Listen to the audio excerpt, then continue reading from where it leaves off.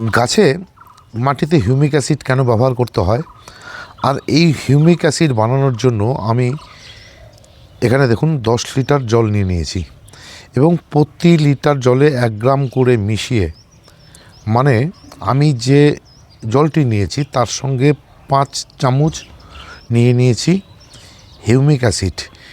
5 চামচ মানে এক চামচে 2 গ্রাম করে ধরা হয়।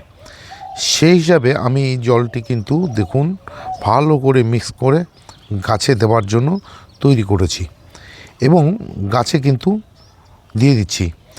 এই খাবারটি দিতে হয় গাছে যে কোনো রাসায়নিক খাবার দেওয়ার 1 দিন আগে, নয়তো খাবার দেওয়ার 2 দিন পরে।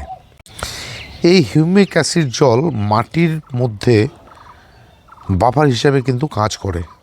কিভাবে বাফার হিসাবে কাজ করে সেটা হচ্ছে, আমরা যে সমস্ত রাসায়নিক খাবার দেই সেই সমস্ত রাসায়নিক খাবার গাছ খেয়ে নিয়ে শেষে কিন্তু পড়ে থাকে লবণ, আর সেই লবণই মাটির পিএইচকে নষ্ট করে।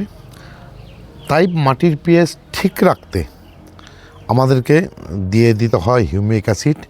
ঠিক তেমনই আমার যে গোলাপ গাছগুলো রয়েছে, এই গোলাপ গাছগুলোতে আমি যে সপ্তাহে 4 দিন 5 দিন খাবার দিই, তার মধ্যে 2 দিন দিতে হয় আমাকে রাসায়নিক খাবার, মানে এনপিকে।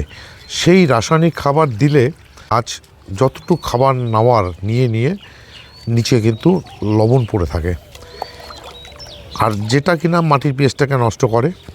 তার জন্যই আমি এই যে জলটি দিচ্ছি হিউমিক অ্যাসিড জল, সেটা কিন্তু শুধু খালি হিউমিক অ্যাসিড নয়, সর্ষের খোল জলের সঙ্গে কিন্তু আমি হিউমিক অ্যাসিড মিশিয়ে গাছে দিয়ে দিচ্ছি।